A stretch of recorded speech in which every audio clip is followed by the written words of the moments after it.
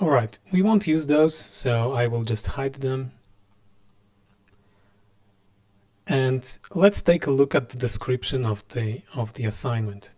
So you need to recreate the design of this structure. It resembles the Serpentine pavilion. You might know that. And what you have those input parameters defined already. So you have two surfaces, number of divisions in both directions, size of the opening. So it's the scale of the hollow part of all those frames, and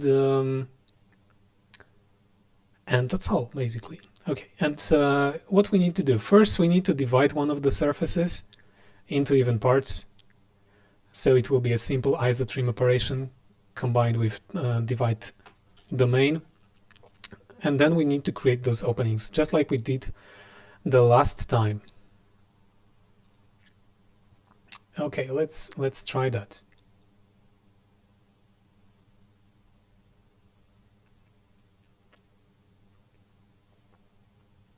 So first, I will use only those components that are in the file already. We don't need that. I will ungroup all of those, and yeah, we have the input here, final model, empty, fine. So I suppose that these inputs are for the number of divisions. It looks like that. And here we have the scale. So let's divide one of those surfaces, just like it was described in the assignment. So of course we start a new group, which will take the base surface and the number of divisions in both directions. As this is a simple isotrim operation combined with divide domain, which I already described quite deeply in the previous revision exercise, I will be faster this time. So we have the surface. It is reparameterized already. So I can use divide domain component, input the u count and v count. So I get the segments, the separate domains that will define the smaller elements, and isotrim. Here we are. So we have those segments. We have divided the surface into smaller parts. Now let's see what's next. Scale all parts with a factor equal to parameter 5. Okay, size of the opening. Middle points of the parts are the scaling centers. So this is more or less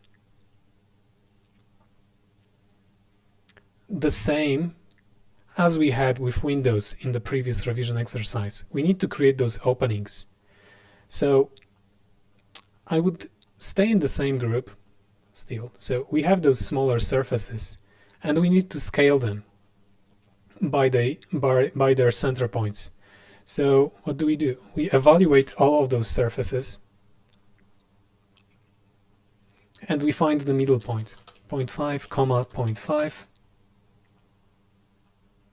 Of course, we get a single point. Why? Because we need to reparameterize those surfaces.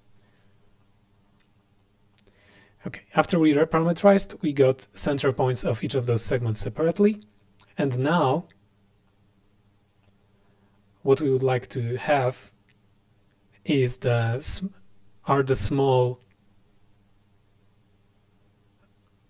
outlines of the openings. So we want to scale those. Scale. We are scaling the surfaces, and the center points are the points that we have just found. And we need also to provide the factor of scaling. Where is the factor of scaling? Probably here. So we need another parameter in our group. which we will plug into the factor of scaling. As you can see, it's quite difficult to maintain untangled script all the time. It's a real struggle sometimes, but at least try to do that. I don't need a preview of those points or planes. Let's see how it works. Okay, works as expected, so I'm able to scale all of those surfaces by the same factor. Very good. And now we want to create windows. We don't want two surfaces, we want only a surface that is a frame. Am I correct? Change the parts and their scale versions to outlines by connecting them to a curve component. Yes, of course.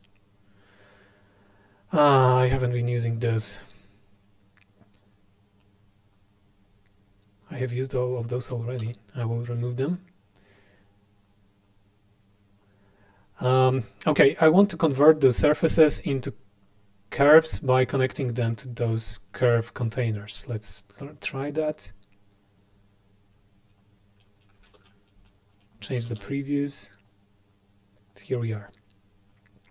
So this is the base. These are the bases. And here we have those scaled smaller parts.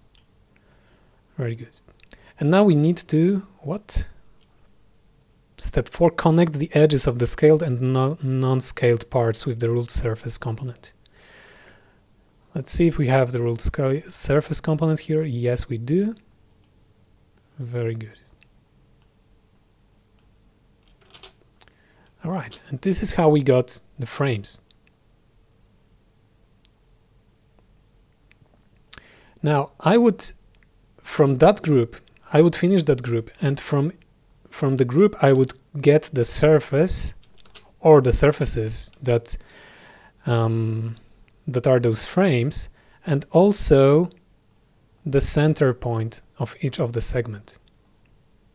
So I'm taking the point from evaluate surface to have it to reuse it further in the next part of the script. And I will close that, group it into a single subroutine and call it create frames.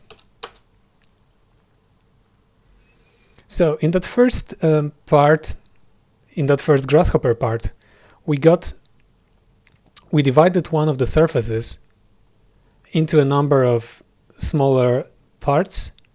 We scaled them by their centers and created frames from the outlines of the scaled and non-scaled parts.